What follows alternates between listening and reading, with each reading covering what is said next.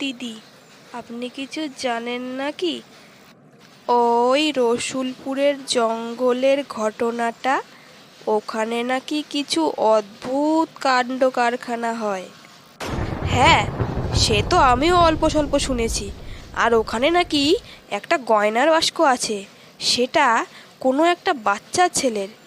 কী রহস্য যে ওখানে, সেটাই তো বুঝতে পারি না। কেউ তো ওখানে ভয়ে যেতেও পারে না।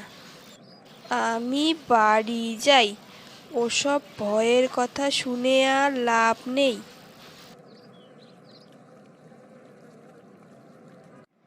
পাড়ার সবার মুখে শুনি ওই রসুনপুরের জঙ্গলে নাকি ভূত আছে। আমি যাব ওই জঙ্গলে, বাড়িতে কাউকে বলবো না। পটলাকে সঙ্গে নেব, দেখি কি হয়। এই পটলা, চল তো একটা রহস্য ভেদ করতে যাই। কি রহস্য বল? চল রসুনপুরের জঙ্গল থেকে ঘুরে আসি।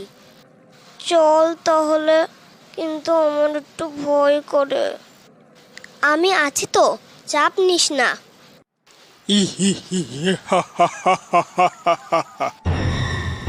এই রাজ্য আমার, আমি এই বনের রাজা।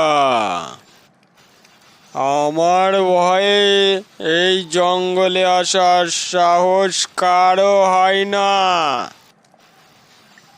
আগে দুজন সাহস দেখিয়েছিল, ঘাড় মটকে দিয়েছি।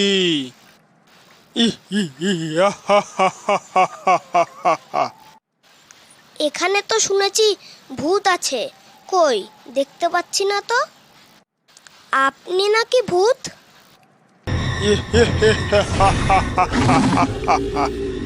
তুই এখানে কোন সাহসে এসেছিস?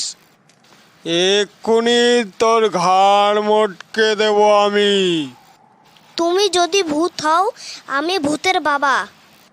তোমার মতো কত ভূতকে আমি নিজের বাড়িতে বন্দি করে রেখেছি।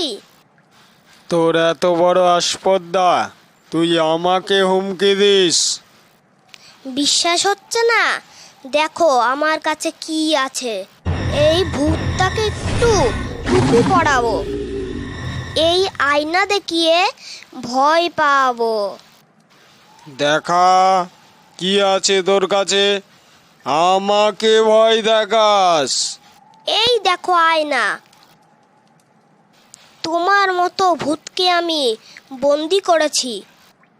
ওরে বাবা, ওরে বাবা, ওরে বাবা রে! এই ছেলের তো দেখছি বিশাল ক্ষমতা। আমাকে ছেড়ে দে, আমাকে ছেড়ে দে বাবা। আমি আর কাউকে কাউকে কোনোদিন জ্বালাতন করব না। আমি এই রসুলপুরের জঙ্গল ছেড়ে অনেক অনেক দূরে চলে যাবো। আর কোনোদিনও এই রসুলপুরের জঙ্গলে আমি আসবো না, কথা দিলাম। চলে যাবি যা, কিন্তু তোর কাছে যে এই গয়নার বাক্সটা আছে ওটা দিয়ে যা। হ্যাঁ হ্যাঁ, দিচ্ছি দিচ্ছি। ওই সামনে কচু গাছটা দেখছিস, ওর গোড়ার গয়নার বাস্কটা আছে, ওর গোড়ায় নিয়ে নিয়ে চলে যাস। আমি চলে যাচ্ছি, আমি চলে যাচ্ছি। লোক নাকি এই ভূতের ভয়ে জঙ্গলে আসে না। এক তুড়িতে ভূত কুপোকাত পালিয়েছে জঙ্গল ছেড়ে।